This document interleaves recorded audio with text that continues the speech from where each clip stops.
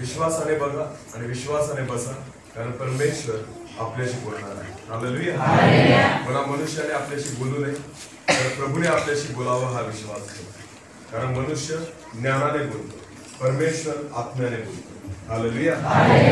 म्हणून देवाचा आत्मा आपल्याशी बोलेल हा आपण विश्वास ठेवू आणि त्या विश्वासाने आपण देवाच्या चरणापाशी येऊ. आपण 2 शब्द प्रार्थना करून देवाच्या चरणापाशी. प्रभूची स्तुती असो, देवाला धन्यवाद देतो. उपवास मीटिंग आहे आणि सर्वजण आपण आपला वेळ काढून इथं आलेलो आहोत. देवाचं वचन ऐकण्यासाठी, त्याची आराधना करण्यासाठी मनाची तयारी आपण केली आहे. म्हणून आपण 3-4 दिवस जे काही ठरवलेले असतात त्या दिवसामध्ये पूर्ण मनाची तयारी करून उपवास मीटिंग. तुम्हाला माहिती का, उपवास मीटिंग मध्ये सर्वजण आपला वेळ काढतात. उपवास मीटिंग मध्ये येताना प्रत्येक जण तयारी करून येतो की आपल्याला 3 तास देवाच्या उपस्थितीमध्ये बसायचं. उपवास मीटिंग मध्ये येताना प्रत्येक जण मनाची तयारी करतो की आपल्याला उपवासात राहायचंय. किती जण उपवासात आहेत? मीटिंग काय? उपवास मीटिंग ना. ठीक आहे, बाकी असतील नसतील मला नाही माहिती, पण आपण बरेच जण मनाची तयारी करतो की उपवास मीटिंगला जायचं आहे. आणि उपवास मीटिंग मध्ये ह्या गोष्टी असतात की एक की आपल्याला वेळ द्यायचा आहे आपला, बरोबर आहे ना.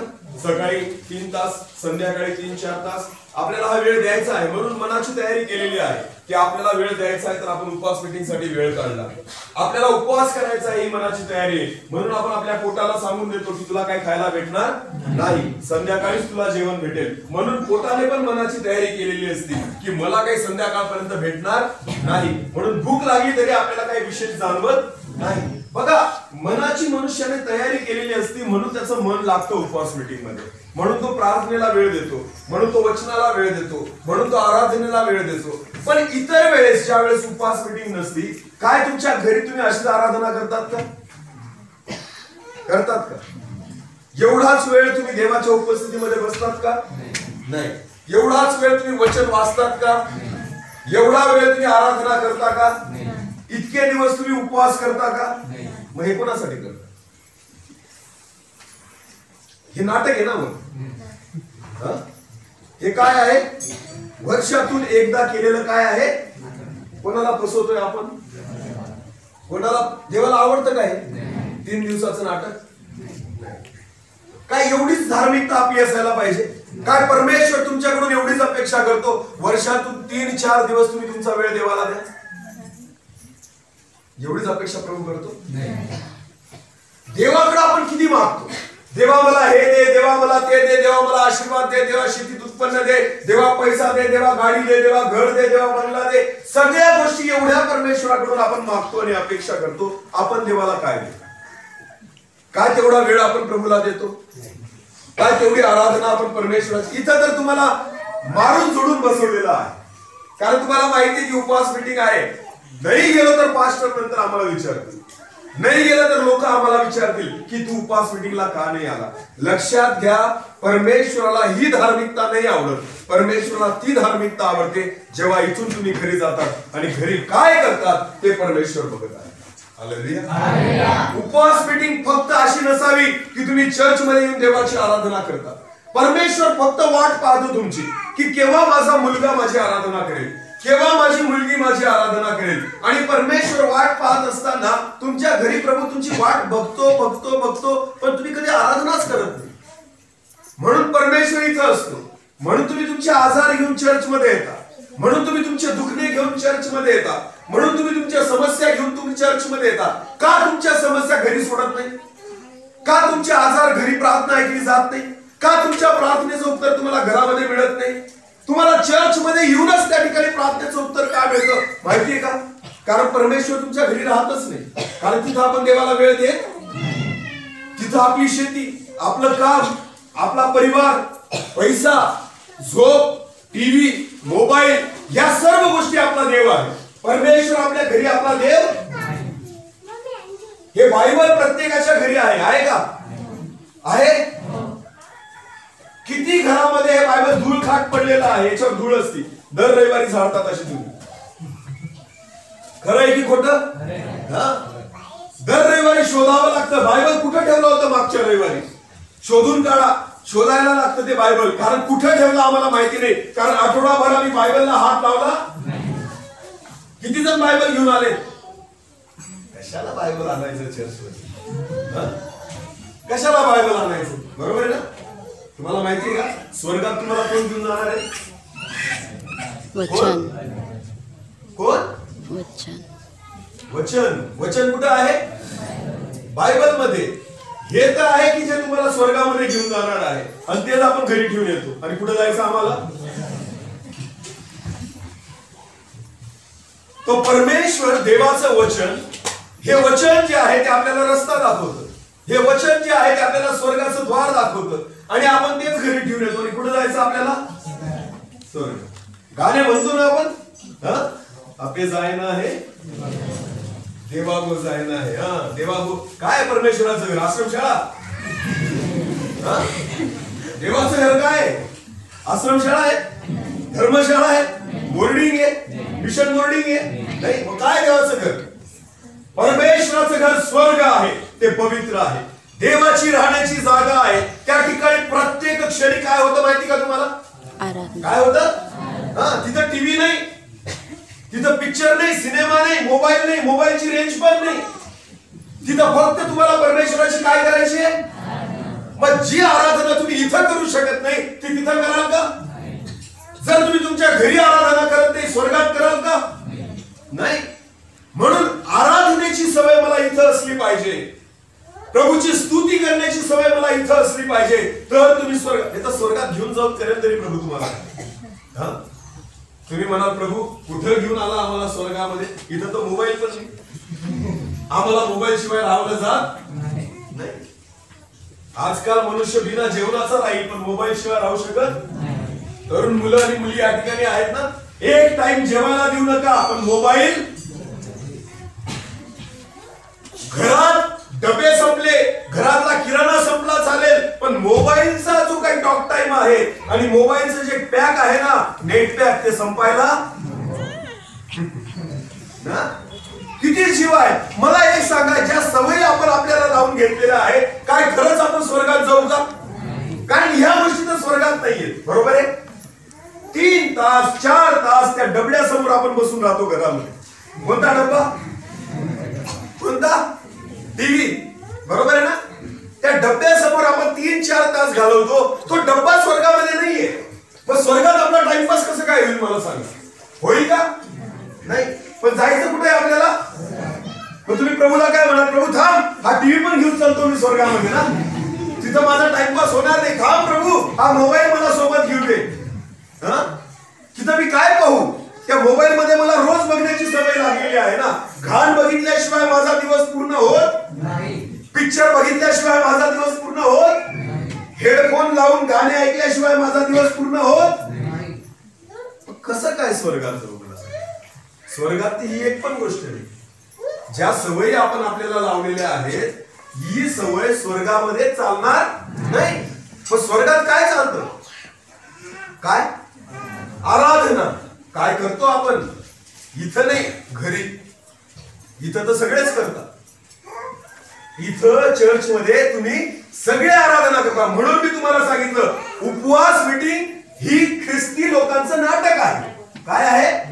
नाटक. की आम्ही काय करतो? उपवास मीटिंग करतो. सगळेजण देवाचे दूत येऊन इथं बसतात आणि बाहेर गेले का भूत. तिथं मोबाईल आपला देव, तिकडं टीव्ही आपला देव, तिथं शेती आपला देव, तिथं आपला परिवार आपला देव, तिथं पैसा आपला देव. फक्त चर्च मध्ये आल्यानंतर आपल्याला कोण आठवतो? देव. आणि आपल्याला कुठे जायचं? स्वर्गामध्ये. वा रे वा. जगातल्या सगळे दुनियादारीचे काम आपण करतो आणि आपल्याला जायचं कुठं? काय तयारी केली स्वर्गात जाण्याची? बॅग भरली का? स्वर्गात जायला काही तयारी करावी लागेल की नाही? लग्न आहे, लग्न. बरोबर आहे ना? नीट लक्ष द्या. लग्न जर असेल तर नवरी जी असते ना, नवरी मुलगी. आता इथं तरुण मुली आहेत ज्यांचं लग्न झालेलं नाही. जेव्हा यांचं लग्न होईल त्यावेळेस जो मुलगा त्यांना पाहायला येईल त्याच्यानंतर लग्न ठरेल. लग्नाची एक तारीख ठरते. बरोबर आहे ना? लग्नाची तारीख ठरली की त्या ठिकाणी उद्या जर लग्न असेल तर आज काय असते? हळद असते. काय असते? असते की नाही? हळद असते, मीटिंग असते. बरोबर आहे ना? बाकी लोक तर अजून सैतानाला पण बोलवतात की नाही? ख्रिस्ती लोक नाचायला काय असतं? Band party. सैतान येऊन नाचतो ना तुमच्या लग्नामध्ये, रात्रभर सैतानासोबत नसतात आणि सुरुवात कसली करतात? लग्नाची, नव्या आयुष्याची. ज्यांची सुरुवात बँडने होते ना त्यांच्या आयुष्यात नेहमी बँड वाजत राहतो. एक लक्ष द्या, ख्रिस्ती मुलांच्या आणि मुलींच्या जीवनाची सुरुवात जर बँडनी झालेली असेल, जर तुम्ही सैतानाला तुमच्या लग्नामध्ये नाचवलं असेल, तुम्हाला आयुष्यभर सैतान नाचले. एवढं लक्षात घ्या. ते कधीच शांत राहत नाही, एकमेकांचा बँड वाजवत राहतात, एकमेकांना भांडत राहतात. ते त्यांच्या लग्नाची सुरुवातच सैतानाने नाचून केलेली आहे ना. तुम्ही बोलवलं सैतानाला आहे.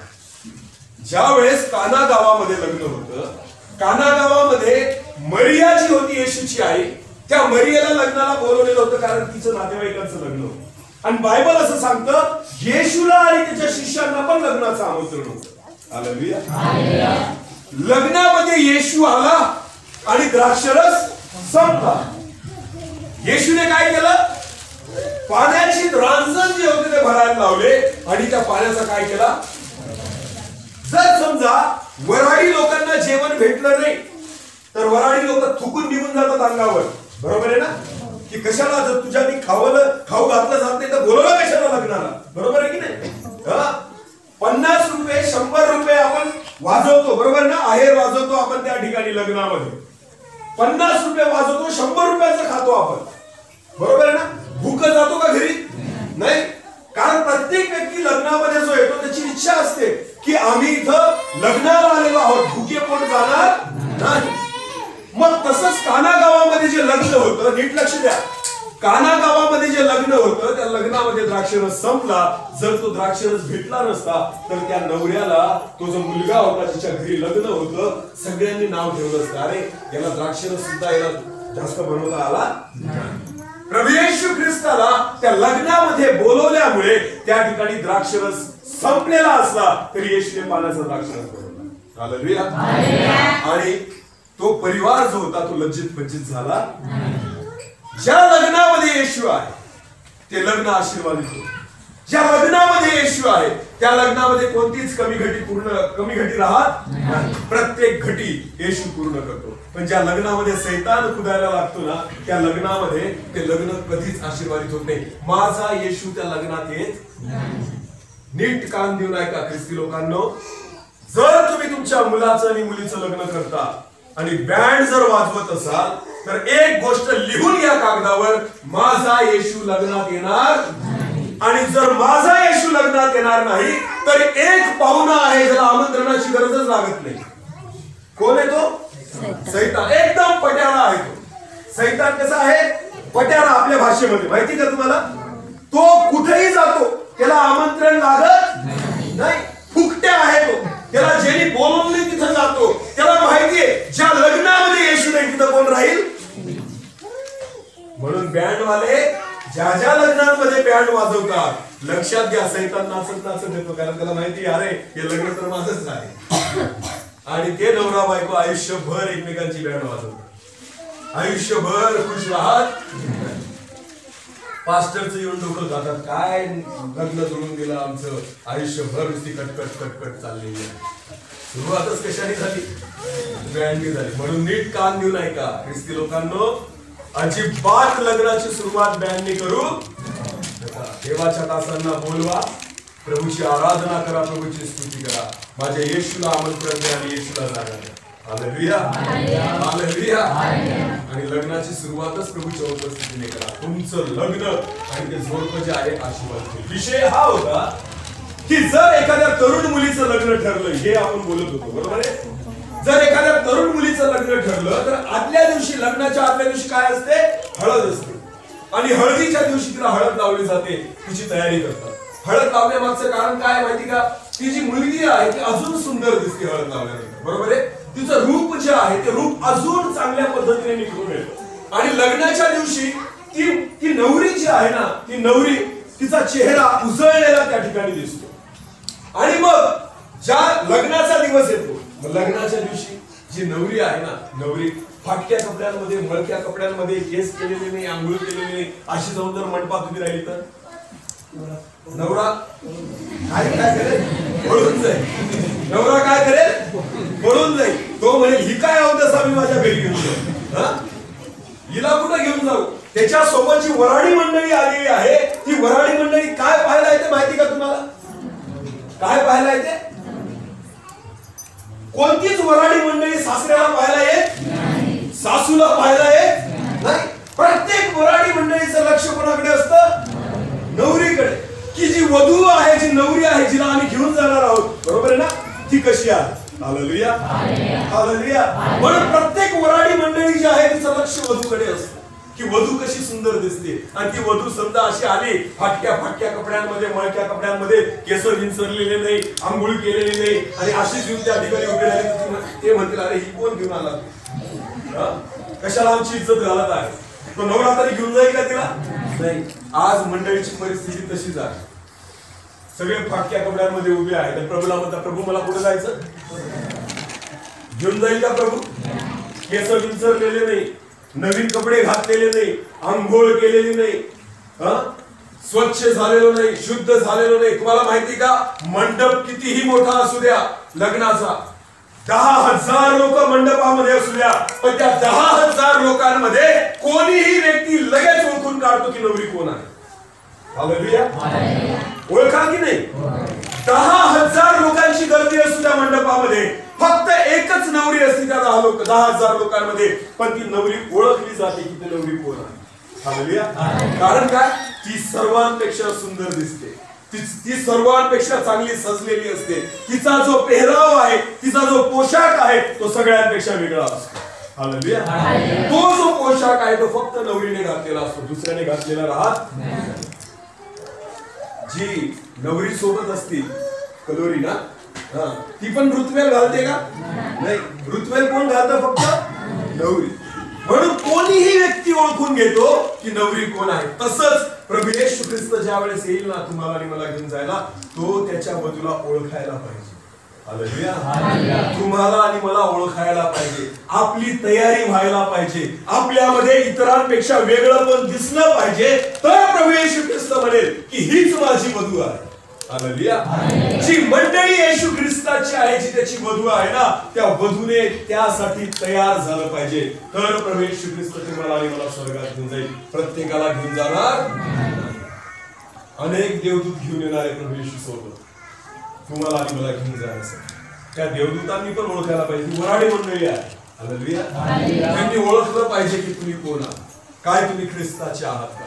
म्हणून प्रियानो, लक्षात घ्या, आपली तयारी झाली आहे का याकडे लक्ष. Hallelujah, hallelujah.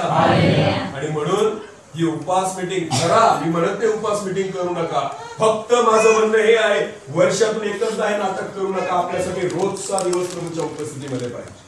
हालेलुया.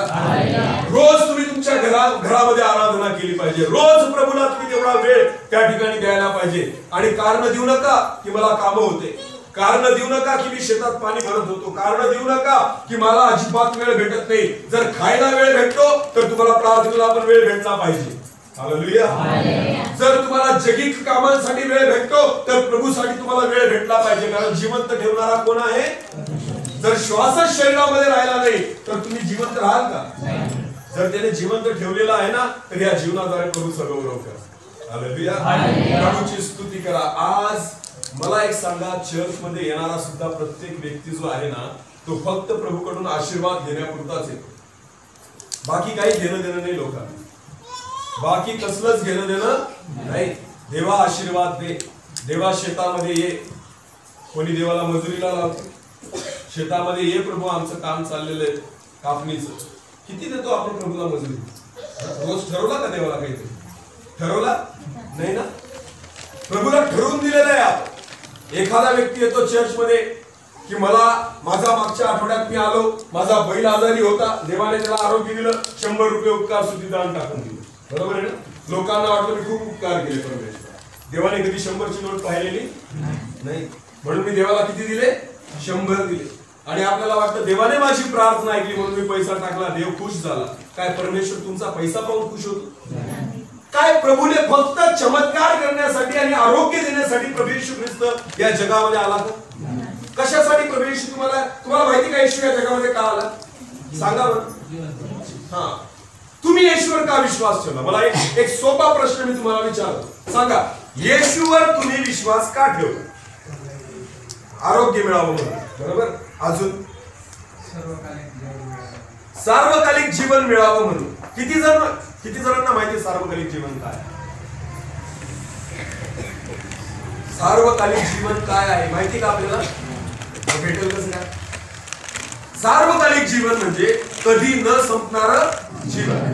सार्वकालिक जीवन म्हणजे स्वर्गात राहणारं जीवन, जिथं मरण नाही, जिथं आजार नाही, जिथं संकट नाही, जिथं दुःख नाही, जिथं त्रास नाही, क्लेश नाही, जिथं फक्त सुख आणि आनंद आहे. आणि ते स्वर्गीय जीवन जे कधी न संपणार आहे, जिथं मनुष्य म्हातारा होणार नाही, जिथं त्याचं वय वाढणार नाही, जिथं तुम्हाला दवाखान्यात जावं लागणार नाही, जिथं फक्त आणि फक्त आशीर्वाद आणि आनंद आहे, त्याला म्हणतात सार्वकालिक जीवन. हालेलुया. ते सार्वकालिक जीवन देण्यासाठी प्रभू येशू ख्रिस्त या जगामध्ये आला. काय ते जीवन तुम्ही आणि मी प्राप्त केलं का? काय मी येशूवर कशासाठी विश्वास ठेवला? एक वचन वाचू, सगळ्यांना माहिती आहे, आपण वाचू बरं. योहान सुवर्तमान 3 अध्याय 16 वचन वाचा बरं. योहान 3:16 सगळ्यांना माहिती आहे, तोंडी पाठ प्रश्न आहेत ते.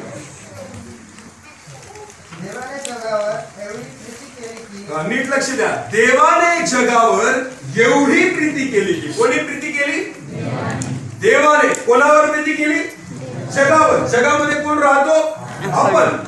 देवाने जगावर एवढी प्रीती केली की त्याने आपला एकुलता एक पुत्र दिला. त्याने आपला एकुलता एक पुत्र दिला. एकुलता एक पुत्र कोण? येशू. बायबल असं सांगतं, देवाने जगावर एवढी प्रीती केली की. आपल्यावर देवाने एवढं प्रेम केलं की जे आपण पापामध्ये जीवन जगत होतो, जे आपण देवाला ओळखत नव्हतो, जे आपण पिणारे खाणारे वाईट गोष्टी करणारे होतो, देवाचं वचन म्हणतं त्याने आपला एकुलता एक पुत्र म्हणजे येशू देऊन टाकला. ह्यासाठी की जो कोणी त्यावर विश्वास ठेवतो. आता नीट लक्ष द्या. जो कोणी त्याचवर म्हणजे येशूवर जो कोणी विश्वास ठेवतो त्याचा नाश होऊ नये. त्याचा काय होऊ नये? काय होऊ नये? नाश होऊ नये. लक्षात घ्या, येशूवर विश्वास कशासाठी ठेवायचा आहे? नाश होऊ. आज लोक येशूवर विश्वास का ठेवतात? माझा आजार बरा व्हावा, माझी संकट दूर व्हावी, माझी प्रार्थना देवाने ऐकावी. नाश होऊ नये म्हणून येशूवर किती जण विश्वास करतात? नाश कशाने होतो माहिती का तुम्हाला? सांगा बरं, आपला नाश कशाने होऊ शकतो? हा बोला. पाप केल्याने आपला काय होतो? नाश. आजाराने आपला नाश होत, संकटाने आपला नाश होत. मला एक सांगा, येशूचे 12 शिष्य होते, त्याच्यापैकी 11 शिष्य जे होते ते रक्तसाक्षी झाले, त्यांना मारलं गेलं, पण त्यांचा नाश झाला का? भिकारी लाजर जो होता, भिकारी लाजर संपूर्ण शरीर फोडाने भरलेला होता आणि तो मेला, त्याचा नाश झाला का? तो कुठे गेला? स्वर्गात. आजाराने त्याचा नाश केला. जेव्हा शिष्यांना मारलं गेलं, त्या मारल्यामुळे त्यांचा नाश झाला. एखादा विश्वासू व्यक्ती ऍक्सिडेंट मध्ये मेला, त्याचा नाश होईल का? मग नाश कशाने होतो? तर देव या भावाने बरोबर सांगितलं, नाश कशाने होतो? पापाने. नाश कशाने होतो? फक्त पाप ही अशी गोष्ट आहे, जे पाप जर आपल्यामध्ये असेल तर आपला काय होऊ शकतो? म्हणून देवाचं वचन म्हणतं, देवाने जगावर एवढी प्रीती केली की त्याने आपला एकुलता एक पुत्र दिला, यासाठी की जो कोणी त्याच्यावर विश्वास ठेवेल त्याचा काय होऊ नये? येशूवर विश्वास यासाठी ठेवा की आपला काय व्हायला नको? नाश व्हायला नको. आणि नाश फक्त पापामुळे होतो, दुसरा कशामुळेच होत.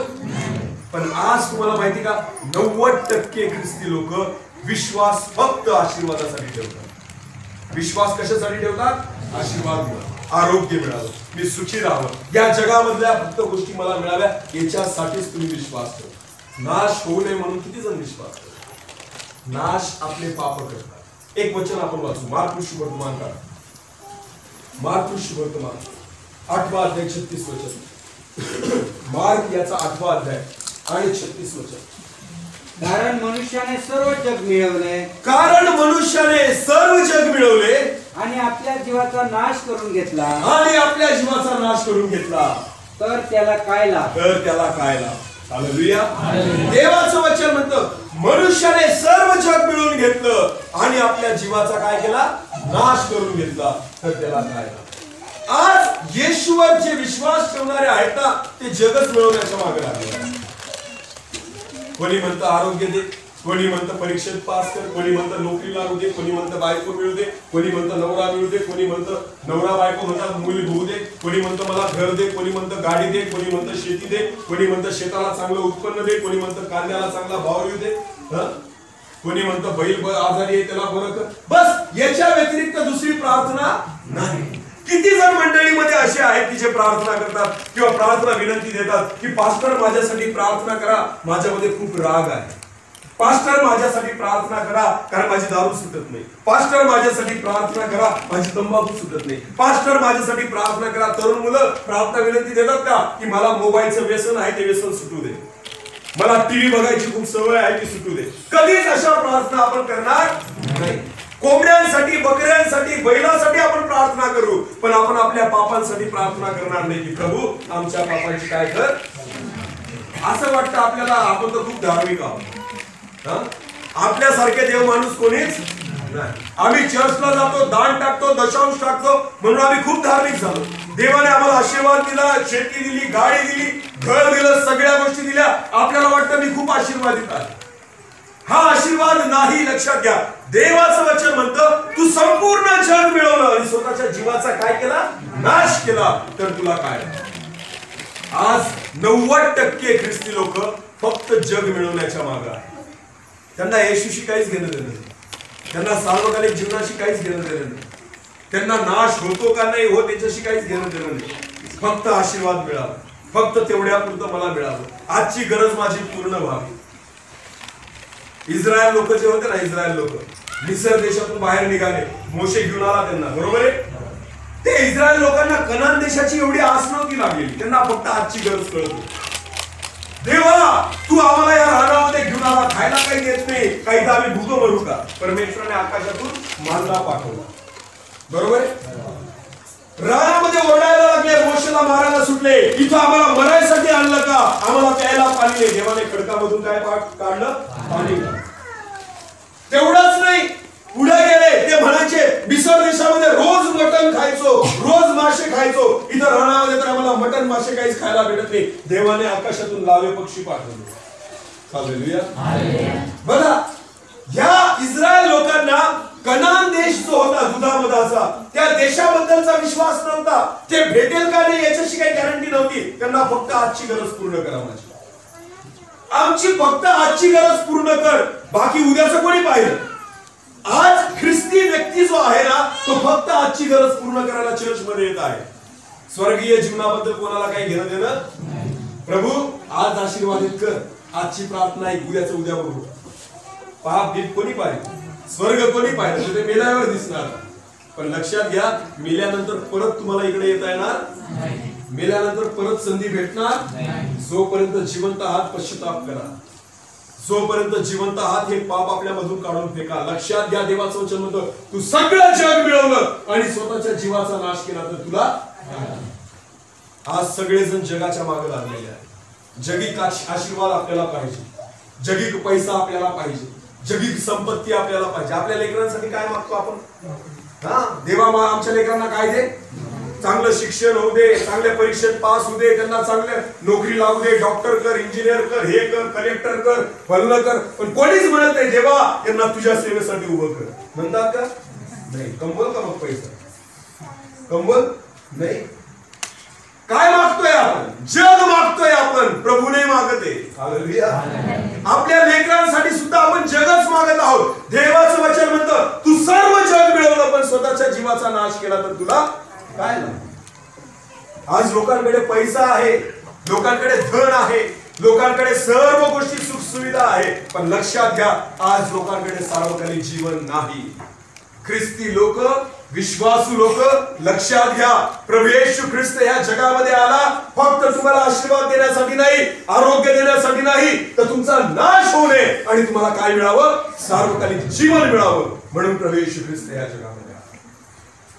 आणि आज 90% लोक मागे लागलेले फक्त या जगातल्या आशीर्वादासाठी. की देवा आजची गरज भागव, आजची गरज पूर्ण कर, उद्याचं उद्या बघू, उद्याचं कोणी पाहिजे, स्वर्ग आहे का नरक आहे.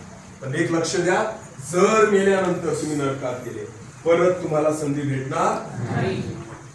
देवाचा दास ह्या नात्याने मी आज ओरडून ह्या मंडळीला सांगते प्रियांनो, लक्षात घ्या, जर आतापर्यंत तुम्ही पश्चाताप केला नसेल, अजून सुद्धा पाप जर तुमच्यामध्ये असेल, अजून सुद्धा पापांची क्षमा येशूच्या रक्ताद्वारे तुम्ही करून घेतलेली नसेल, तर आज संधी आहे, कारण येशूचे येणं फार जवळ आहे. हालेलुया. प्रभू येशू ख्रिस्ताचे येणं अगदी जवळ आहे, कारण जगात ज्या गोष्टी घडत आहेत त्या गोष्टी स्पष्टतेने सांगत आहे की माझा येशू दाराशी उभा आहे. हालेलुया.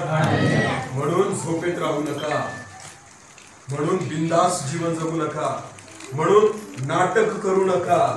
जे इथं करतात ना तेच घरी जाऊन करा. हालेलुया. मी परत एकदा सांगतो, उपवास मीटिंग करू नका असं मी म्हणत नाही, पण मी हे सांगतो जे तुम्ही इथं करतात तेच कुठं करा. फक्त देवाच्या दासांना दाखवायला नाटक करू नका, फक्त मनुष्याला दाखवायला नाटक करू नका, देवाला दाखवायला तुमची धार्मिकता असू द्या. हालेलुया. जे तुम्ही इथं करतात माझ्या देवाने तेच तुम्हाला घरी करताना बघावं. हालेलुया. जशी आराधना तुम्ही इथं करतात घरी गेल्यावर पण तुम्ही ती आराधना केली पाहिजे, कारण माझा परमेश्वर तुम्हाला इथं बघत नाही. कुठं बघतो? कारण जास्त वेळ तुम्ही कुठं असता? इथं रविवारी किती वेळ?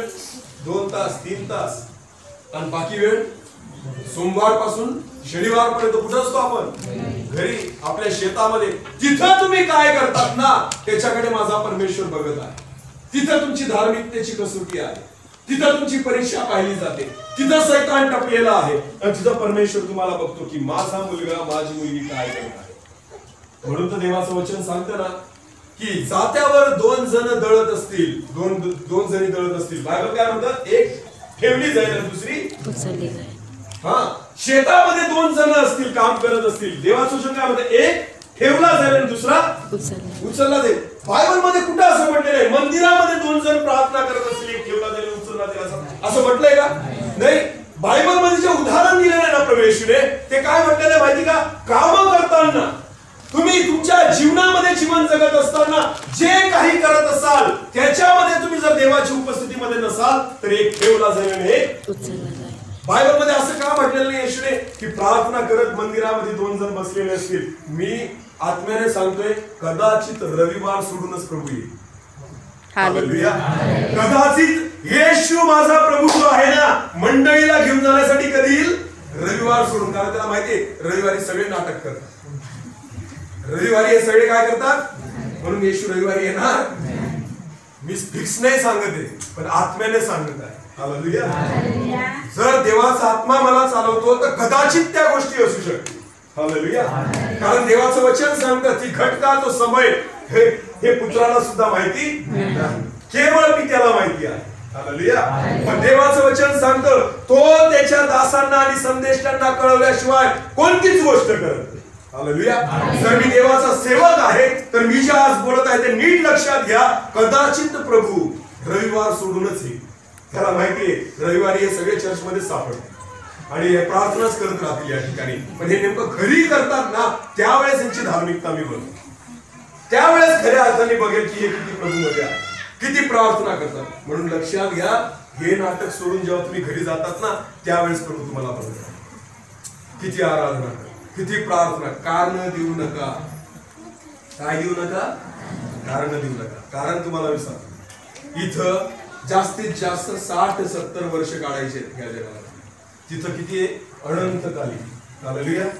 मोजता येणार नाही एवढे वर्ष त्या ठिकाणी आहे.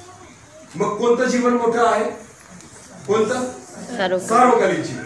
मग कोणत्या जीवनासाठी आपण जास्त श्रम घेतले पाहिजे? सार्वकालिक. आपण कोणत्या जीवनासाठी घेतो? या वर्षासाठी. या आयुष्य किती जगतो आपण ना, रात्रंदिवस रात्र पहाट काम करतो आपण. शेतामध्ये काम करणारा शेतकरी किती कष्ट करतो मला सांगा. रात्री भर त्या ठिकाणी उभा राहून त्या शेतामध्ये पाणी भरायचं काम करतो. डोळा लागू दे, साप येतील, विंचू येतील किंवा काही त्या ठिकाणी अजून जंगली एखादं जनावर येईल त्या शेतामध्ये एकटं असताना तरी सुद्धा कसलीच भीती बाळगत. एवढं कधी प्रभूसाठी केलं नाही? एवढा प्रभूसाठी कधी त्रास सहन केला? पाऊस चालू असतो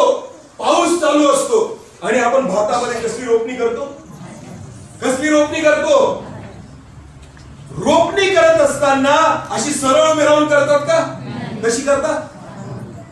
पाठ आणि कंबर एक होऊन जाते, बरोबर आहे की नाही? संध्याकाळी असं उभं राहावं जात नाही, एवढा त्रास होतो, तरी करतात ना. पाऊस चालू राहिला, आपण म्हणतो आज चर्चला जाणार, कारण काय चालू आहे. आणि रोपणी करायच्या वेळेस रोपणी कुठं जायचंय आपल्याला? रोपणी करून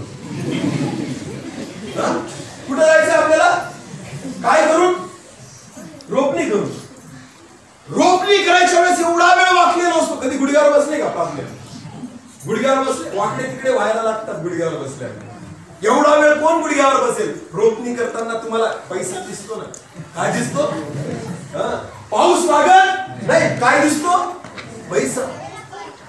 हा पैसा जो आहे ना, हा पैसा तुम्हाला दिसतो, म्हणून रोपणी करताना तुम्हाला त्रास होत. पाऊस लागत, पण पाऊस सुरू असला आणि रविवार असला तर कोण चर्चला जाईल? पाऊस चालू आहे, ह्या रविवारी काय आम्ही चर्चला जात. आणि कुठं जायचं आपल्याला? रोपणी करू. तुमच्या भाताचं उत्पन्न 100 पोते आलं म्हणून प्रभू तुम्हाला स्वर्गात घेऊन जाईल का? कांद्याला 30 रुपयाचा भाव भेटला म्हणून प्रभू स्वर्गात घेऊन जाईल का? तुम्ही नवीन गाडी घेतली म्हणून प्रभू तुम्हाला स्वर्गात घेऊन जाईल का? तुमचा मुलगा कलेक्टर झाला म्हणून प्रभू तुम्हाला स्वर्गात घेऊन जाईल का? नाही.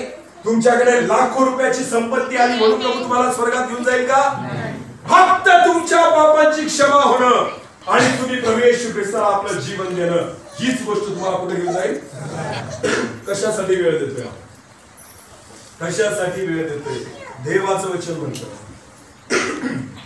तू संपूर्ण जग मिळवलं आणि स्वतःच्या जीवाचा नाश केला तर तुला काय? कशाच्या मागे लागलोय? जगाची. म्हणून सांगतो प्रियांनो, नीट लक्ष द्या. माझा प्रभू तुम्हाला बघत आहे, इथं नाही, जेव्हा तुम्ही घरी असता. म्हणून एक गोष्ट नेहमी घरी गेल्यावर लक्षात घ्या, केव्हाही प्रभू येशू ख्रिस्त येऊ शकतो. तेव्हा तुम्ही काय करताना आढळाल ते प्रभू बघेल. तेव्हा तुमचं आत्मिक जीवन कसं आहे ते प्रभू बघेल. रोज तुम्ही किती वेळ प्रार्थनेला बसले ते प्रभू बघेल. किती वेळ तुम्ही प्रभूच्या सानिध्यामध्ये घालवला ते प्रभू बघेल. किती वेळ तुम्ही देवाच्या आराधनेमध्ये घालवला ते प्रभू बघेल. हे मोबाईलचे नाटक सोडून द्या. लक्षात घ्या, हा मोबाईल आपल्याला खालीच घेऊन जाईल. कारण त्या मोबाईलने आपल्याला कुठं पाहायला शिकवलंय? कुठं पाहतो आपण? खाली. वर बघायला शिकत. येशूचं येणं जवळ आहे, कुठं बघितलं पाहिजे आपण? आणि सैतान कुठं बघायला लावतो? खाली. तो म्हणतो बघ खाली, अजून नेट बाकी आहे, 500 MB बाकी आहे, अजून नेट पॅक संपलेलं नाही. उमर पाट्याला रेंज भेटत नाही, तरी तरुण मुलं टेकडीवर इकडं तिकडं माकडासारखे जाऊन बसतात जिथं रेंज भेटेल तिथं ना. नेट संपवायला काय बघतात तुम्ही असं मला सांगा. त्याच्यामध्ये पिक्चर, गाणे. वा रे वा, कोणाची आराधना करतोय? सैतानाची. कुठे जायचं? प्रभू वेडा आहे. एक तर तुम्ही वेडे असाल, एक तर देव वेडा आहे. देव तर वेडा, याचा अर्थ कोण वेडा आहे?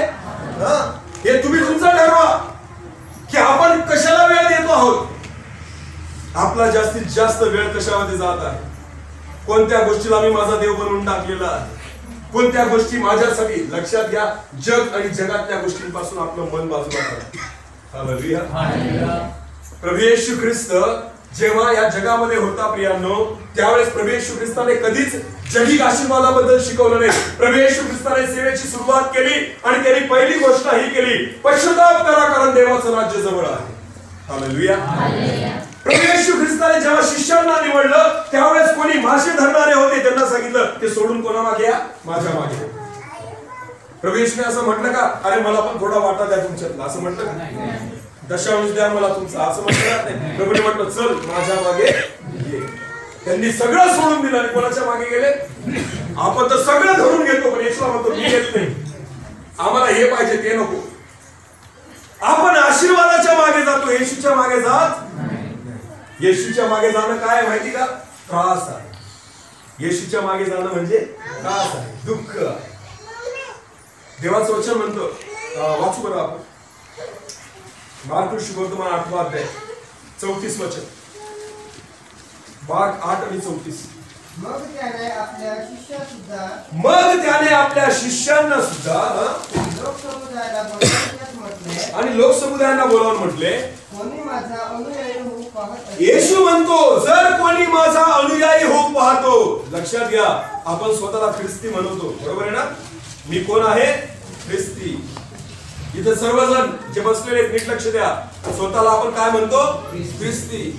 येशू म्हणतो जो कोणी माझा अनुयायी होऊ पाहतो, जो कोणी स्वतःला ख्रिस्ती समजतो, जो ख्रिस्ती होऊ पाहतो, त्याने आत्मनिग्रह करावा. त्याने, आता ते भाषांतर वेगळं आहे, त्याने आत्मत्याग करावा असं देवाचं वचन म्हणतं. हालेलुया. स्वतःचा त्याग करावा. कसला त्याग करावा? स्वतःचा. करतो का आपण स्वतःचा त्याग? नाही. आमच्यासाठी तर मी फार महत्वाचा आहे. स्वतःचा त्याग आम्ही करणार. आत्मत्याग करणं म्हणजे काय माहिती का तुम्हाला? स्वतःचा त्याग करणं, स्वतःच्या इच्छेचा त्याग करणं, स्वतःच्या गरजांचा त्याग करणं, स्वतःच्या अपेक्षांचा त्याग करणं, स्वतःपासून स्वतःचं लक्ष विचलित करणं, बाजूला करणं, याला म्हणतात आत्मत्याग करणं. तुम्ही उपवासामध्ये आहात. उपवास करणं म्हणजे स्वतःचा त्याग करणं आहे. कारण तुम्हाला भूक लागते. उपवासाच्या दिवशी भूक लागत नाही का? लागते, कारण पोट आहे. पोटात अन्न पाहिजे. पोटाला भूक लागते कारण शरीराला गरज आहे. पण उपवासाच्या दिवशी आपण खातो का? आत्मत्याग करतो. काय? आपण मी म्हणतो की मी तुला खायला देणार, कितीही कावळे ओरडले तरी खाऊ घालणार, याला म्हणतात आत्मत्याग. स्वतःच्या गरजांचा त्याग करणं, स्वतःच्या इच्छेचा त्याग करणं, स्वतःच्या अपेक्षांचा त्याग करणं. जरी एखादी गोष्ट तुम्हाला करावीशी वाटते पण मी ती करणार नाही, याला म्हणतात आत्मत्याग करणं. दारू पिणारा जो व्यक्ती आहे ना, त्याला दारू प्यायल्यावर बरं वाटतं, पण जो व्यक्ती प्रभू येशू ख्रिस्तावर विश्वास ठेवतो तो म्हणतो मी याचा त्याग करेल, मी ते करणार नाही. आत्मत्याग करणं. ज्या गोष्टी तुम्हाला आवडतात, करायला आवडतात, देहाला आवडतात, या देहाच्या ज्या गरजा आहेत, देहाच्या ज्या वासना आहेत, या वासनांचा त्याग करणं म्हणजे आत्मत्याग करणं. हालेलुया. हे शरीर जे आहे ना, शरीर हे कधीच चांगलं करू देत नाही. लक्षात घ्या, नीट लक्ष द्या. ख्रिस्ती जीवन हे आत्मिक जीवन आहे. ख्रिस्ती जीवन काय आहे? आत्मिक जीवन. या शब्दाचा अर्थ होतो आत्म्याचं जीवन. आत्मिक जीवन म्हणजे कसलं जीवन? आत्म्याचं जीवन. शरीराचा त्याचा काहीच संबंध नाही. ख्रिस्ती जीवनामध्ये तुम्हाला शरीराचे कर्म मारावे लागतात. नीट लक्ष द्या. ख्रिस्ती जीवनामध्ये तुम्हाला शरीराचे कर्म काय करावे लागतात? रोमकरासपत्र 8 अध्याय 13 वचन काढा. रोम 8:13.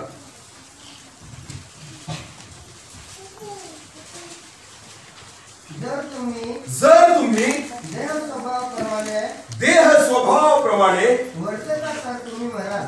देवाचं वचन बघा काय म्हणतात, भयानक आहे. जर तुम्ही देह स्वभावाप्रमाणे जगलात तर तुम्ही मराल. देवाचं वचन कशाप्रमाणे जगलात? तर देह स्वभावाप्रमाणे. आता तुम्ही आणि मी शरीरामध्ये राहतो, बरोबर आहे ना? मग देहामध्ये स्वभाव असतो प्रत्येकाचा. कोणी रागीट असतं, कोणी दयाळू असतं, कोणी कसं असतं, कोणाला काय आवडतं, हे सगळे गुण आपल्या स्वभावामध्ये आहेत. बायबल असं सांगतं जर तुम्ही देह स्वभावाप्रमाणे जगलात तर तुम्ही काय व्हाल? मराल. देवाचं वचन म्हणतं. पुढं परंतु जर तुम्ही आत्म्याने शरीराची कर्मे मारून टाकता, पण जर तुम्ही आत्म्याने, कोणत्या आत्म्याने? कोणत्या आत्म्याने? पवित्र आत्म्याद्वारे. कशाद्वारे? जर तुम्ही आत्म्याने, पवित्र आत्म्याद्वारे, जो आत्मा तुम्हाला आणि मला दिला गेलाय त्या आत्म्याने जर तुम्ही शरीराची कर्मे मारून टाकली तर जिवंत राहा. हालेलुया. पवित्र आत्मा का दिला गेलाय माहिती का तुम्हाला? नीट लक्ष द्या ख्रिस्ती लोकांनो. पवित्र आत्मा का दिला गेलाय आपल्याला? हलवायला, असं असं असं हात हलवायला. मग कशाला दिलाय? पवित्र आत्मा दिला गेलाय शरीराची कर्म ठार मारायला, शरीराच्या वासना ठार मारायला, शरीराच्या इच्छा ठार मारायला. तुम्हाला काय दिला गेलाय? पवित्र आत्मा. त्या पवित्र आत्म्याचा योग्य वापर केला का? शरीराची कर्म ठार केली, शरीराची इच्छा ठार केली, शरीराची वासना ठार केली, शरीराचे विचार ठार केले. पवित्र आत्मा एक अग्नी आहे. काय आहे? अग्नी. जेव्हा ती आग आपल्यावर उतरते ना, ती जाळून टाकते ज्या न आवडणाऱ्या गोष्टी आहेत तेव्हा. हे आहे पवित्र आत्म्याचं काम. ज्यावेळेस शिष्यांवर पवित्र आत्मा उतरला, बायबल असं सांगतं अग्नीच्या जिभा त्यांच्यावर येऊन उतरल्या. हालेलुया. आणि त्यांच्यामध्ये असलेली प्रत्येक घाण त्या पवित्र आत्म्याने जाळून टाकली. त्यांच्या स्वभावामध्ये असलेली प्रत्येक घाण पवित्र आत्म्याच्या अग्नीने जाळून टाकली आणि ते सर्व शिष्य नवीन झाले. हालेलुया. आणि जे शिष्य घाबरणारे होते, जो पेत्र घाबरणारा होता, तो अचानक उभा राहिला आणि त्या यहुदी लोकांसमोर त्या ठिकाणी प्रभू येशूची सुवार्ता गाजवायला लागला. एका क्षणात 3000 लोक देवाच्या राज्यात. हे पवित्र आत्म्याचं काम आहे. पवित्र आत्मा, त्या आत्म्याद्वारे आपण देहाची कर्म काय केली पाहिजे? ठार मारली पाहिजे. हे देवाच्या आत्म्याचे काम आहे. आत्मत्याग करण्यासाठी, स्वतःचा त्याग करण्यासाठी, स्वतःच्या स्वभावाचा त्याग करण्यासाठी तुम्हाला पवित्र आत्मा दिला गेलेला आहे. त्या पवित्र आत्म्याचा स्वीकार करा आणि त्या पवित्र आत्म्याने देहाची कर्म ठार मारा. पण आपलं लक्ष देहाकडेच आहे, शरीराकडे जास्त लक्ष आहे. शरीराच्या वासनांकडे आपलं लक्ष आहे. मनुष्य कमवतो कशासाठी? शरीरासाठी, या पोटासाठी, या शरीरातील कपड्यांसाठी, सोनं चांदी. मनुष्य बघा, हे सोनं कुठे घालतो आपण? शरीरावर.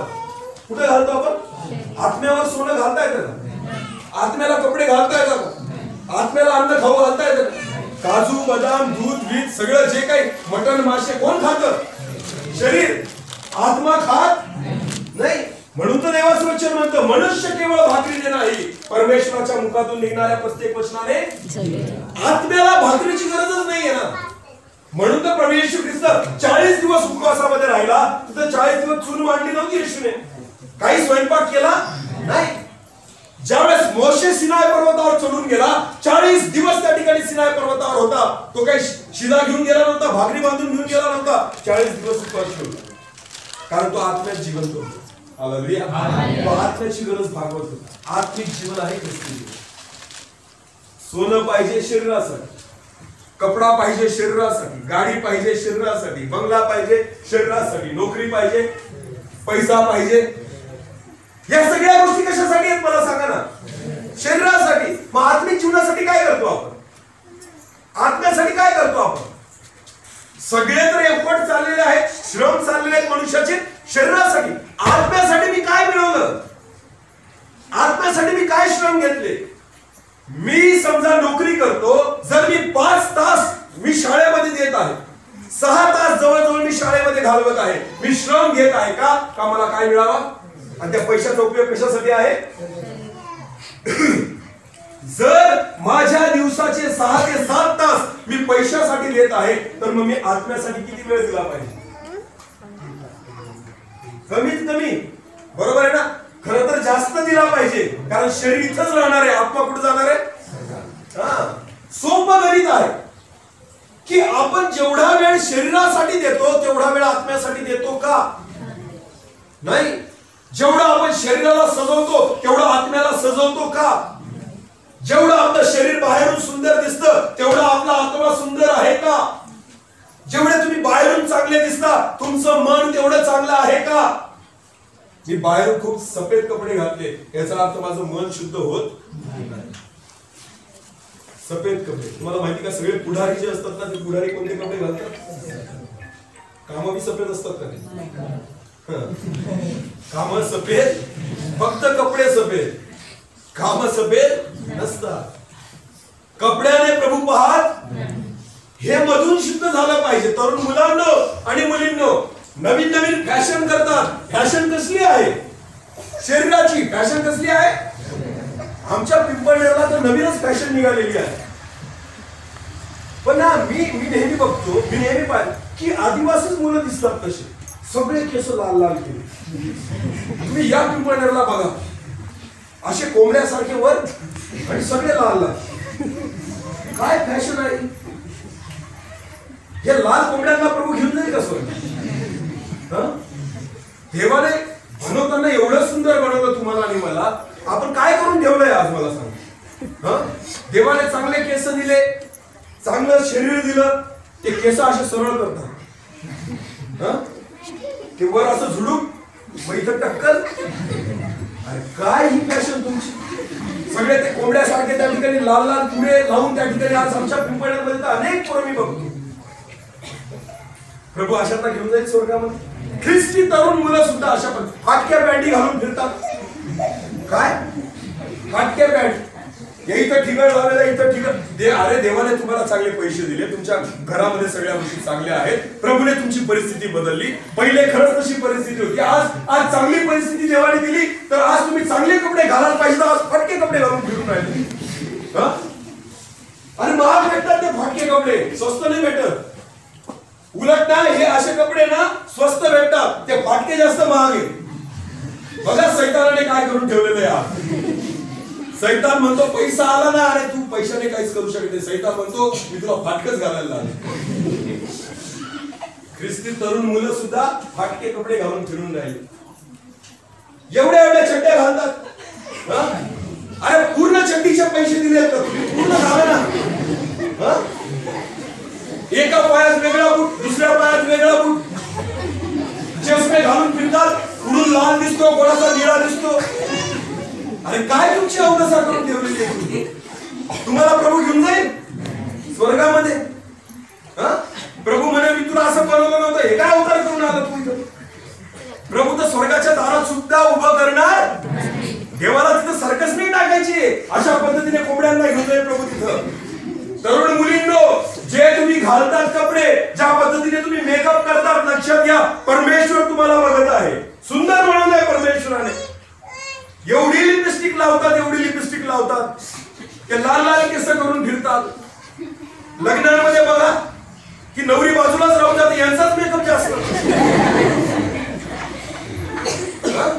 त्या नवरीपेक्षा ती कलवरी जास्त नटलेली असते त्या ठिकाणी लग्नामध्ये. ख्रिस्ती लोकांबद्दल बोलते, मला विधर्मी लोकांबद्दल बोलण्याचा अधिकार नाही. हालेलुया. मी विश्वासू लोकांबद्दल बोलते, मी विश्वासू तरुणांबद्दल बोलते, मी विश्वासू तरुण मुलींबद्दल बोलते. विधर्मी तरुण मुलांना आणि मुलींना बोलण्याचा मला अधिकार नाही, कारण त्या बिचारांना माहिती नाही सत्य. तुम्हाला सत्य कळलेलं आहे, पण तुम्ही कशासाठी जगता? देहासाठी का आत्म्यासाठी?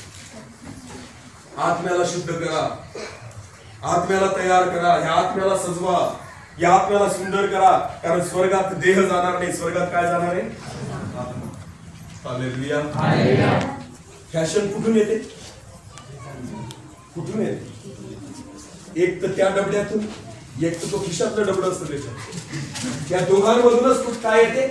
फॅशन येते. बरोबर आहे ना? आणि दोघं फॅशन कोणाचे आहेत? कोणाचे आहेत? मग आपण त्याची फॅशन करतो, जायचं कुठे आपल्याला? प्रभू घेऊन जाईल का? मग फॅशन आपल्याला आवडतं सगळं सैतानाचं, आणि जायचं मात्र मला कुठं? म्हणून मी सांगितलं स्वर्ग काही धर्मशाळा, ती काय आश्रमशाळा. चला बा कोणाच्या वशिल्याने नंबर लागून जाईल अशातला काय भाग नाही. तुम्ही जे कराल त्यानुसार प्रभू ठरवेल तुम्ही कुठे जायचं. हालेलुया.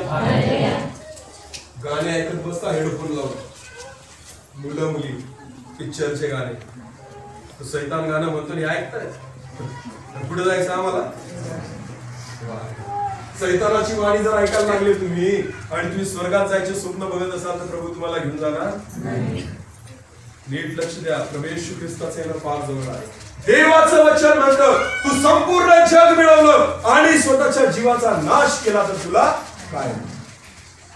आज सगळे लोक जग मिळवायच्या मागे लागलेले आहेत, जगातल्या गोष्टी मिळवायच्या मागे लागलेले आहेत. पैसा पाहिजे, हे पाहिजे, गाडी पाहिजे, बंगला पाहिजे. लोकांना वाटतं हाच आशीर्वाद आहे आणि हे सगळं इथंच राहणार आहे. जेवढं जास्त मिळवा तेवढं मन याच्यात गुंतेल तुमचं. प्रभू आला ना तरी म्हणाल प्रभू थांब, घर लावून येतो, घरात पैसे, सोनं ठेवलेलं आहे घरामध्ये, थांब थांब प्रभू मला ते मंगळसूत्र इतक्या कोळ्यांचं केलेलं मला घालून घेऊ दे पहिले, मग मला घेऊन जा. प्रभू म्हणेल तू पण इथंच राहा, तुझं मंगळसूत्र पण राहू दे. आत्ता मोबाईल घेतला 50,000चा, देवा थांब मला घेऊ दे. प्रभू म्हणेल तू आणि तुझा मोबाईल. आत्ता नवीन गाडी घेतली, प्रभू थांब. प्रभू म्हणेल तुझ्या गाडीत तू राहा, तू काय माझ्यासोबत येऊ? एवढ्या गोष्टी इथं करू नका की तुमचं मन याच्यात अटकेल. हालेलुया. तिथं कमवा, तिथं तुमचं धन सांग, की तुमचं मन तिथं. हालेलुया. प्रभूच्या चरणी बसायला शिक, प्रभूची आराधना करायला शिक. आत्म्यासाठी कमवा, आत्म्यासाठी मिळवा.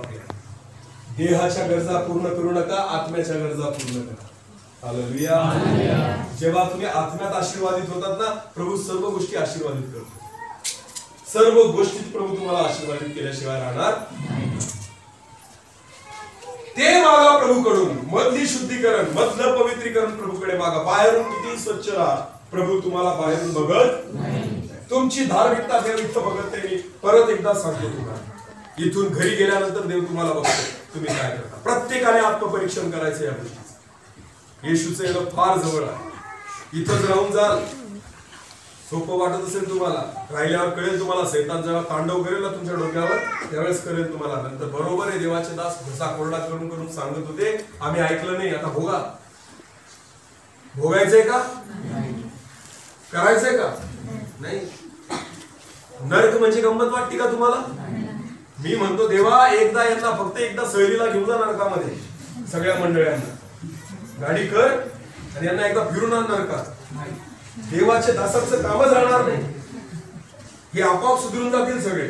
एकदाच कसलं दर्शन करून आण नरकाचं. देवाने एकदा ट्रिप काढायला पाहिजे बरं का प्रत्येक मंडळीची. कुठली सहल असती ना, सहल, एकदा तुम्हाला प्रीती भोजन द्यायला पाहिजे सगळ्यांना नरकामध्ये. फक्त 1 तासासाठी घेऊन जा प्रभू यांना सगळ्यांना. सगळे लाईनीवर येऊन जातील. सांगायची गरजच नाही की पश्चाताप करा, सांगायची गरजच नाही की प्रार्थना करा. पण प्रभूला माहिती आहे यांना कशाला घेऊन जाऊ. न दिसणाऱ्या गोष्टीवरचा भरोसा आणि खात्री म्हणजे विश्वास. हालेलुया. ती गोष्ट तुम्हाला आत्ताच विश्वास ठेवावी लागेल किती आहे. असं तर सगळं जग बदलून जाईल माहिती का. पण प्रभूला ना असे नुसते बघून बदललेले नाही आवडत. कदाचित स्वर्गात जाऊन परत घाण करतो, म्हणून प्रभू इथं शुद्ध करतो. न दिसणाऱ्या गोष्टीवर विश्वास ठेवा, जी होणार आहे. स्वर्ग इतकं सुंदर आहे की तुम्ही विचार पण नाही करू शकत. विचार सुद्धा करू शकत. इतकं सुंदर काय आहे. नरक इतकं भयानक आहे त्याचा पण तुम्ही विचार नाही करू शकत. इतकं भयानक आहे. देवाचं वचन म्हणतं, तिथली आग कधीच विझत आणि तिथला किडा कधी मरत. म्हणजे आग पण आहे आणि किडा पण आहे. आणि अनंतकालिक आहे, मरण त्या ठिकाणी नाही. मग आता तुम्ही ठरवा की आपण कशासाठी जायचं. मला स्वर्गात जायचंय तर स्वर्गात जाण्यासाठी तयारी करा, नरकात जायचंय तर नरकाची तयारी करा. सोपी गोष्ट आहे.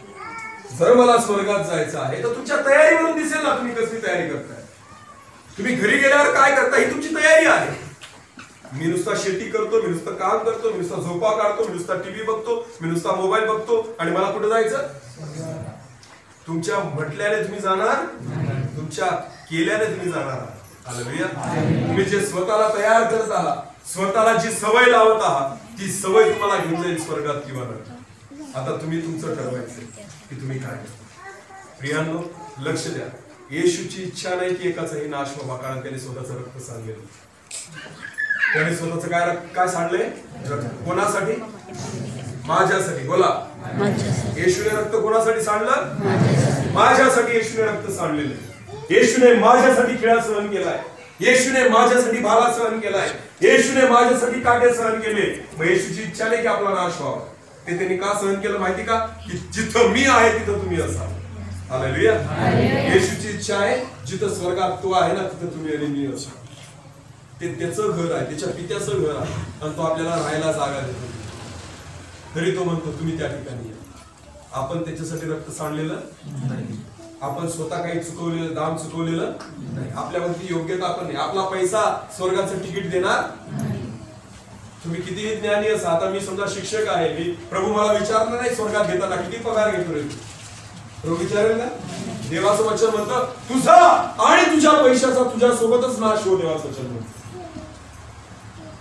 मनुष्याचा पैसा त्याच्यासोबत जाणार नाही.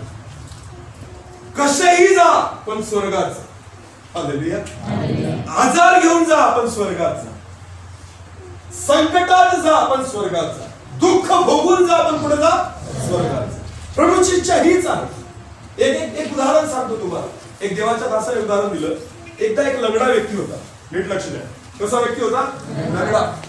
लंगडत चालला होता नरकात. कुठे चालला होता. नरकात. 10 तासात पोहोचणार होता. किती तासांमध्ये. समजतंय सर्वांना. एक लंगडा व्यक्ती असा लंगडत चालला होता. तो लंगडा असल्यामुळे त्याला 10 तास लागणार होते. कुठे जायला. नरकात जायला. कुठे जायला. कारण तो पापी होता म्हणून लंगडत चालला होता 10 तास. तो असा एका चर्च जवळ आला आणि एक देवाचे दास प्रार्थना करत होते की येशूच्या नावात तू चालायला लाग. आता हा लंगडा जो होता याने विश्वास ठेवला आणि हा चालायला लागला. हा लढा बरा होऊन गेला आणि तो चालायला लागला. जो 10 तासात नरकात जाणार होता आता 2 तासात निघून गेला. कुठे गेला? नरकात. कुठे गेला? बरा झाला पण कुठे गेला? जो 10 तासात नरकात जाणार होता ना आता 2 तासात निघून गेला. आज बऱ्याच ख्रिस्ती लोकांचं ते आहे. बरे झाले पण नरकातच चाललेले. आरोग्य मिळालं पण नरकातच चाललेले. आशीर्वाद मिळाला पण नरकातच चाललेले. भले तुम्हाला आरोग्य नाही मिळालं तरी चालेल पण कुठे जा. भले तुम्ही आशीर्वादित नाही झाले तरी चालेल पण कुठे जा. भिकारी लाजर कुठे बरा झाला? कोणानेच भरलेला होता, कुत्रे येऊन चालायचे तरी कुठे गेला? स्वर्गात. कसे पण जा पण कुठे जा? स्वर्गात. तुम्ही आजार घेऊन स्वर्गात जाऊ शकता, तिथं गेल्यानंतर ते बरे होतील, पण पाप घेऊन स्वर्गात जाऊ शकत नाही. पाप इथंच तुम्हाला सोडायला. एखादा व्यक्ती कॅन्सरने मेला तर जर तो विश्वास असेल ना तर तो स्वर्गात जाईल. पण एखादा पापामध्ये मेला तर तो डायरेक्ट नरकात जाईल, तो स्वर्गात जाणार. तुमचा कॅन्सर स्वर्गात गेल्यानंतर बरा होईल पण तुमचे पाप स्वर्गात जाऊन शुद्ध होऊ शकत. पाप इथंच सोडायला. हालेलुया. म्हणून आजाराला घाबरू नका, पापांना घाबरा. कशाला घाबरा? ख्रिस्ती मनुष्याने कोरोनाला घाबरायची गरज नाही. कारण जगणे मला ख्रिस्त, मरणे मला काय आहे? लाभ आहे. हालेलुया. ख्रिस्ती व्यक्तीसाठी मरण लाभ आहे. मेल्यानंतर तो उलट सार्वकालिक जीवनामध्ये जाणार आहे, जिथं सुख आहे, जिथं मास्क लावून फिरण्याची गरज नाही. त्या जीवनासाठी जगा. सगळ्यात मोठा विषाणू पाप आहे जो आज मनुष्यामध्ये आहे. देवाचं वचन म्हणतं तू स्वतः पूर्ण जग मिळवलं पण स्वतःच्या जीवाचा नाश केला तर तुला काय? प्रियांनो, नाश फक्त पाप करू शकतो. त्या पापापासून स्वतःला सोडा. ते पाप आपल्यामधून का. आणि म्हणून देवाचं वचन म्हणतं की तू सगळं जग मिळवलं. आज 90% लोक फक्त जग मिळवण्याच्या मागे चर्चला येतात. उपवास प्रार्थनेचे पण विषय असतात आपले की देवा आम्हाला आशीर्वाद दे, देवा आमच्या मंडळीमध्ये आरोग्य असू दे, देवा. आपण आत्मिक गोष्टी कधीच नाही मागत. देवा आमच्यातून पाप काढून टाक. किती जण असे पापासाठी प्रार्थना करतात. देवाचे दास येतात ना, आपण बोलवतो चर्च मध्ये, देवाचे दास येतात, त्यांना दान असतं, दान आरोग्याचं. ते प्रार्थना करतात. इथं एक बहीण आहे जिच्या पोटामध्ये गाठ आहे. ऐकलंय का? अशी प्रार्थना ऐकली का? तिच्या पोटामध्ये गाठ आहे, देव ती गाठ बरे करत आहे. लगेच आपल्याला किती खुश होतो आपण. हा, देवाच्या दासाने काय दाखवली? गाठ दाखवली. पाप दाखवलं का कधी? पाप दाखवलं? इथे एक बहीण आहे जी व्यभिचाराच्या पापामध्ये, असं कधी दाखवलं? का बरं नाही दाखवलं? कारण देवाचे दास मागत नाही की आम्हाला पाप दाखव. पाप दाखवलं तर लोक राहणार नाही. आमचं कौतुक कोण करेल? बरोबर आहे ना? म्हणून देवाचे दास तेच दान मागतात ज्याच्याने आमचं कौतुक होईल. अहो, देवाचं कार्य याच्यात नाही की तुमचा आजार. येशूने कधी अशी प्रार्थना केली मला सांगा? की इथे एक व्यक्ती आहे ज्याला कॅन्सर आहे, इथे एक व्यक्ती आहे ज्याचा पाय दुखत आहे, इथे एक व्यक्ती आहे ज्याला गाठ आहे. येशूने अशी प्रार्थना कधीच केली नाही. येशूने तर त्या शंभरोनी स्त्रीला सांगितलं जा तुझ्या नवऱ्याला बोलवून. येशू काय म्हटला? ती म्हणती मला नवरा नाही. येशू म्हणतो बरोबर म्हणती, कारण तुला किती नवरे आहेत? 5. आणि जो 6वा आहे तो तुझा नवरा. येशूने तिचं पाप दाखवलं, आजार नाही दाखवला. हालेलुया. देवाच्या दासांनो, आजार नका दाखवू, पाप दाखवा लोकांना. कारण हे पाप त्यांचा नाश करू शकता, आजार नाश करू शकत. तुम्ही येशूच्या मागे या, आजार आपोआप पळून जातील. मेन तर पाप आहे, ज्या पापामुळे आजार येत आहेत तुमच्यावर. हालेलुया. 12-13 वर्ष झाले आज प्रभूची सेवा करत आहे. एक पण इंजेक्शन मी स्वतः घेतलेलं, एकदा पण दवाखान्यात मी स्वतःसाठी इंजेक्शन घेतलेलं नाही. प्रभूसाठी पळत आहे आजपर्यंत. गरज ही आहे, मला पापाला भिण्याची गरज आहे, मला आजारांना घाबरण्याची गरज नाही, जगातल्या गोष्टींना घाबरण्याची गरज नाही. नीट लक्ष द्या. आपलं पाप आपल्यातून दूर करा. देवाचं वचन म्हणतं तू सगळं जग मिळवलं पण स्वतःच्या जीवाचा नाश केला तर तुला काय ना काहीच प्राप्त करणार नाही जर तुम्ही तुमचा नाश केला तर. हे शरीर जर नाश झालं तरी चालेल, प्रियांनो, काय अडचण नाही तुम्हाला सांग. पण प्रभू होऊ देत नाही. लक्षात नाही. हालेलुया. मागण्याची सुद्धा गरज पडत. का घडी घडी आपल्याला त्रास होतो? डोकं दुखायला लागलं, पुढच्या रविवारी पोट दुखायला लागलं, पुढच्या रविवारी पाय दुखायला लागले, पुढच्या रविवारी कंबर दुखायला लागलं, पुढच्या रविवारी छातीत त्रास व्हायला लागला, पुढच्या रविवारी परत डोक्यापासून सुरुवात झाली. सैतान का बरं नाचत येत पूर्ण अंगामध्ये? इथून उतरला का इथं, इथून उतरला का इथं, इथून उतरला का इथं. का बरं सैतान असा फिरत? कारण पाप आहे ना. हालेलुया. पाप काढून फेका, सैतानाला जागाच भेटणार नाही, आजार येणारच नाही.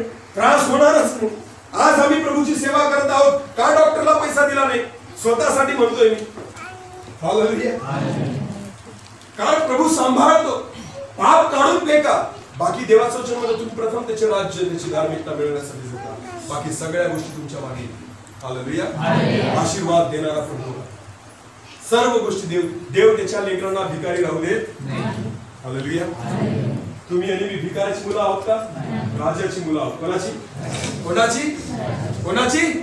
तो भीक कशाला मागतात? दर रविवारी येतो आपण कटोरा घेऊन, देवा मला हे दे, देवा मला ते दे. भिकारी येतो आपण? देवाने आपल्याला भिकारी बनवलंय का? राजाची मुलं आहोत. हालेलुया. राजाची मुलं अशी भीक मागता का? त्यांना माहिती हे माझंच आहे. हालेलुया. आरोग्य माझंच आहे. आशीर्वाद माझाच आहे. प्रार्थनेचं उत्तर माझंच आहे. जे राजाची मुलं असतात ना ते भीक मागत नाही, कारण त्यांना माहिती आहे सगळं माझंच आहे. हालेलुया. हालेलुया. देवाने आपल्याला भिकारी नाही बनवलं, देवाने आपल्याला राजाची मुलं बनवलेली आहेत. तो ऍटिट्यूड आपल्यामध्ये असतो. आपल्या वागण्यातून आपल्या बोलण्यातून राजाच्या मुलांसारखे वागा आणि बोला. हे पाप आहे जे आपल्याला गुलाम करून ठेवते. हे पाप आहे जे आपल्याला मागून देते. आपली प्रार्थना काय का गरज पडते तुम्हाला देवाच्या दासांची की याने प्रार्थना करा त्याने प्रार्थना करा? आपली प्रार्थना देव का ऐकत नाही? कारण पाप घडलेलं आहे. हालेलुया. प्रियांनो, ते पाप काढा.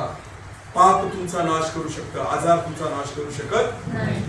म्हणून देवाचं वचन म्हणतं देवाने जगावर एवढी प्रीती केली की त्याने आपला एकुलता एक पुत्र दिला, यासाठी की जो कोणी त्याच्यावर विश्वास ठेवेल त्याचा काय होऊ नये? नाश होतो, तर त्याला सार्वकालिक जीवन मिळेल. येशूवर विश्वास फक्त एका गोष्टीसाठी ठेवा की माझा नाश होईल.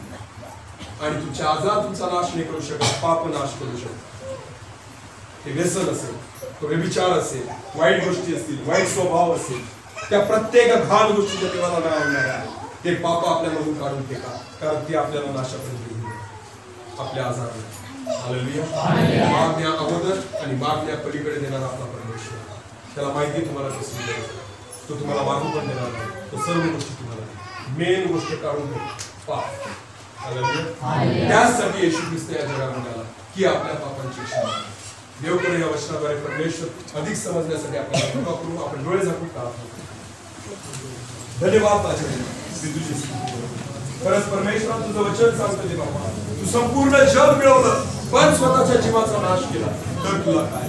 खरंच परमेश्वर पिता, आम्ही जगाच्या मागे लागू नये, जगातल्या गोष्टी मिळवण्याच्या मागे लागू नये, देहाच्या गोष्टी मिळवण्याच्या मागे लागू नये प्रभू, तर आम्ही आत्मिक गोष्टी मिळवण्याच्या मागे लागावं यासाठी सहायता द्या. आम्ही आत्म्याचं चिंतन करणारे असावं यासाठी सहायता आणि मदत करतो, जेणेकरून आमचा नाश होईल तर आम्हाला सार्वकालिक जीवन हे वचन. माझ्या देवा, तू आम्हाला सांग जे वचन आज आम्ही ऐकलं परमेश्वर, केवळ ऐकणारे नाही पण त्या वचनाप्रमाणे चालणारे तू आम्हाला कर परमेश्वर. आमच्यातील बंधन तू तोड परमेश्वर. तुला आवडणाऱ्या प्रत्येक गोष्टी जे पाप आमच्यामध्ये आहे, जे पाप आम्हाला नाशापर्यंत घेऊन जाऊ शकतं, ते पाप आमच्यामधून काढून टाक परमेश्वर.